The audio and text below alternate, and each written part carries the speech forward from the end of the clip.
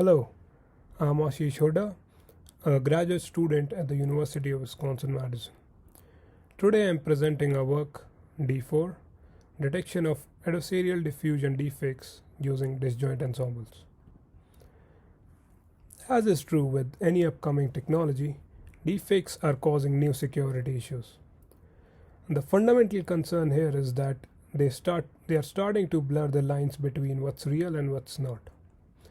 Deepfakes are being misused to influence political campaigns, generate pornography, and launch cyber attacks. Given these issues, there is a growing demand for techniques that can reliably differentiate between fake and real content. While deepfakes come in multiple modalities, including video and voice, in this work we are focusing on detection of image deepfakes. Deepfake detection is essentially a binary classification problem for the classes of real and fake images. Current detectors employ a variety of techniques to identify fake images. These involve training deep neural networks looking at pixel or frequency features, color or texture inconsistencies, or more recently using high-level features from large vision models. While these techniques perform very well in lab settings, they are rendered completely useless under the presence of an adaptive adversary. An adversary can attack deepfake detectors using adversarial examples. These are carefully crafted, imperceptible perturbations added to the input that can fool the detector. These perturbations are not hard to craft and can be computed by solving a quick optimization problem, even with the very limited black box query access to the detector. In this work, our goal is to develop deepfake detectors that are robust to adversarial examples in a black box query access setting. One popular approach for robustness against adversarial examples is adversarial training.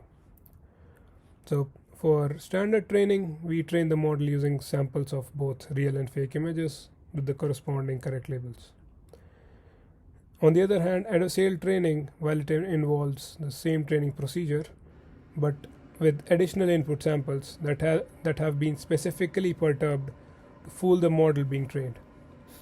These input samples are fed in with the correct labels so that the model learns to correctly classify them. And this process is done over and over until the model eventually becomes robust. The performance of adversarial training depends on the magnitude of the attack perturbation.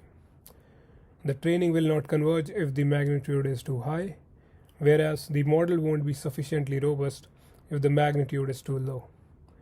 We observe that for tasks like gender classification, adversarial training can provide robustness against small perturbations. However, for deepfake detection, it performs significantly worse. Another technique to perform robust classification is to train multiple models and aggregate them as an ensemble. The general idea is that it reduces the bias of the model and makes it less vulnerable to outliers. Ensembles, however, have so far been unsuccessful against adversarial examples due to the transferable nature of these attacks. Basically, if you generate adversarial perturbations for M1, which is one of the models of the ensemble, the same perturbation can simultaneously fool all the other models as well. This means the adversary just needs to attack one model and the attack can then evade the entire ensemble. So this reduces the effectiveness of ensembling as a defense against adversarial examples. So in this work, we propose D4, a method to detect adversarial fake images using disjoint ensembles. D4 is designed to boost the performance of adversarial training while overcoming the transferability issue of ensembles. D4 has three key design components. First, it uses an ensemble of disjoint models to overcome transferability. Second, the partitions for these models are computed using adversarial saliency to boost the performance of adversarial training. And third, it partitions features in the frequency basis to exploit feature redundancy. Next, we look at each of these components in detail. Earlier we saw that ensembling doesn't work because of transferability of attacks. Now let us consider a slightly modified setting. Instead of feeding the entire image to each model of the ensemble, we input disjoint partitions of the image to each model. Note that these partitions can be arbitrary and need not have any spatial structure. Now, any attack constructed against one of the models does not transfer to the other models simply because any two of them do not share any features. Next, we boost the performance of adversarial training by partitioning features using adversarial saliency. Here, adversarial saliency approximates the vulnerability of an individual feature to perturbation attacks. This formulation assigns high saliency values to features that were perturbed the most and that contributed the most to the change and loss. Finally, saliency is used to rank features which are then distributed in a round-robin fashion.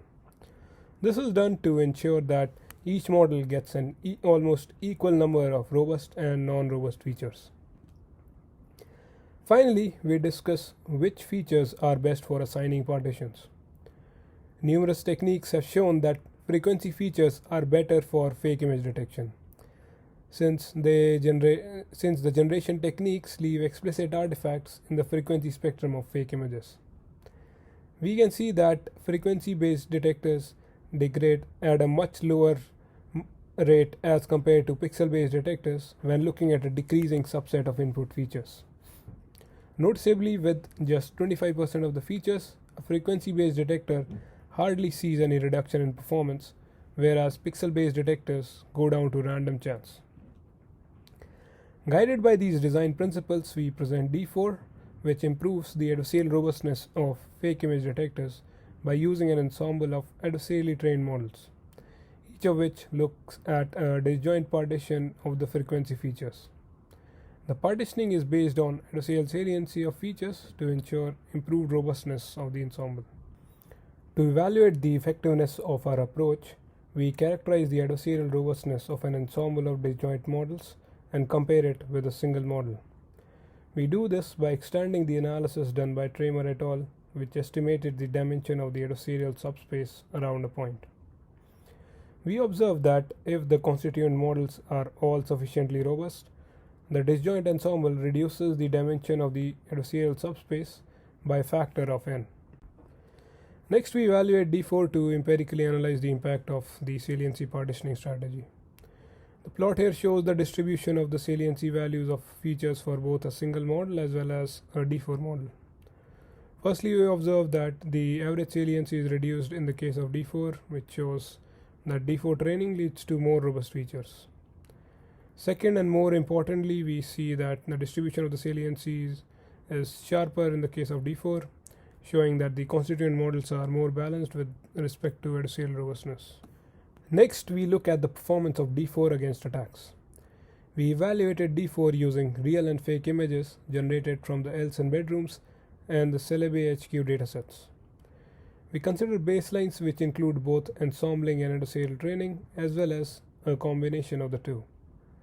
Finally, we performed the evaluation using 6 state-of-the-art attacks with a perturbation budget of 10 and at most 50,000 queries.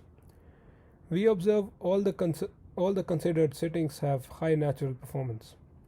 Also, all the baselines suffer from an attack success rate of more than 93%, which basically renders them useless.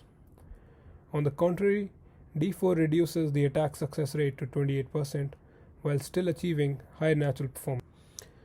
To summarize, existing deepfake detectors are vulnerable to adversarial examples, and current robustness techniques like adversarial training and ensembling alone are not enough. In this work, we propose D4, which overcomes transferability by using disjoint ensembles and boosts adversarial training using saliency partitioning. We also show that D4 provably reduces the subspace of adversarial examples and provides state-of-the-art robustness against multiple black box attacks. Thank you for listening, and please refer to our paper for more details.